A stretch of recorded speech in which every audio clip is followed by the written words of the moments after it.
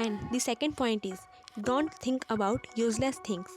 Means कि याद रखना है कि फालतू चीज़ों के बारे में ज़्यादा ना सोचें। जो टीन एज होती है ये टाइम हमारा गोल्डन टाइम होता है, तो आपको ये फालतू चीज़ों के बारे में सोचकर कुछ भी नहीं मिलने वाला, उल्टा आपका ही नुकसान होगा इन सब बातों को सोचकर।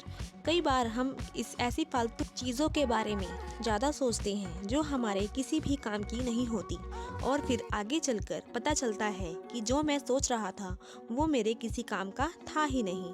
फॉर एग्ज़ाम्पल, किसी ने कुछ कह दिया तो उसे हम दिल से लगा लेते हैं और बार बार ये सोचकर परेशान होते हैं कि सामने वाला क्या सोचेगा, सामने वाला क्या बोलेगा।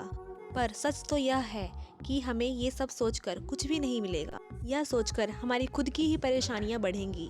तो अगर आप इसे इस टाइम में ही समझ लें तो आपको आगे चलकर कोई भी रिग्रेट नहीं होने वाला। And the third point is learn about investment, यानी निवेश के बारे में सीखना।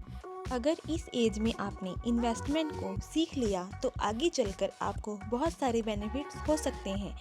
अगर आप शेयर मार्केट में इन्वेस्ट करना चाहते हैं और इस बारे में सीखना चाहते हैं तो इस पॉइंट को पूरा देखें। स्टॉक मार्केट में अभी तक ज़्यादातर पेरेंट्स एफडी एंड गोल्ड में निवेश करते आए हैं, और वहीं यंगस्टर अब ज़्यादातर म्यूचुअल फंड की तरीके अपनाना पसंद कर रहे हैं। शेयर मार्केट में इन्वेस्ट करने के लिए आपको डीमैट अकाउंट की आवश्यकता होती है। डीमैट अकाउंट में अलग अलग टाइप के चार्जेस लगते हैं। अगर कोई इंसान पहली बार इन्वेस्ट करता है तो इतने सारे चार्जेस देखकर इन्वेस्टमेंट के डिसीजन को होल्ड पर रखता है। इसके साथ ही 5 पैसा लाया ये ऑफ़र यंग लोगों के लिए स्पेशल ऑफ़र है। अगर आपको इसमें इन्वेस्ट करना है और आपकी उम्र 25 साल से कम है, आप इसे यूज़ करना चाहते हैं तो ये ऑफ़र आपके लिए बहुत ही यूज़फुल हो सकता है। तो अपनी इन्वेस्टमेंट की जर्नी को स्टार्ट करने के लिए आप 5 पैसा लाया ऑफ़र का यूज़ कर सकते और इसे स्टार्ट कर सकते हैं बिना किसी चार्जेस के। इसमें ना ही आपको कोई चार्जेस देने हैं और ना ही किसी तरह की ब्रोकरेज देनी है, तो आप इसे इस्तेमाल कर सकते हैं। ज़िंदगी में सबसे ज़्यादा इम्पोर्टेंट 2 चीज़ें हैं, एक तो आपके पेरेंट्स एंड दूसरी है मनी। अगर आप इन्वेस्टमेंट के बारे में सीख लें तो आपको आगे चलकर ज़्यादा प्रॉब्लम्स नहीं होंगी।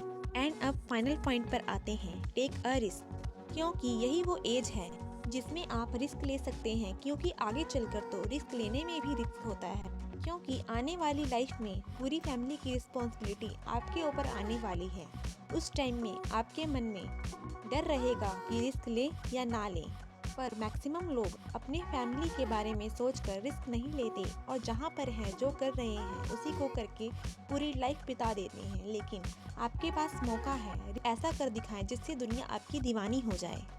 इंग्लिश में एक कोर्स है, if you risk nothing you are risking everything, यानी अगर आप रिस्क नहीं ले रहे तो हर चीज़ का रिस्क ले रहे हैं।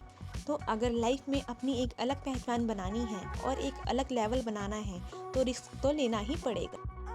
तो अपनी लाइफ में रिस्क लें और एक अलग लेवल बनाएं।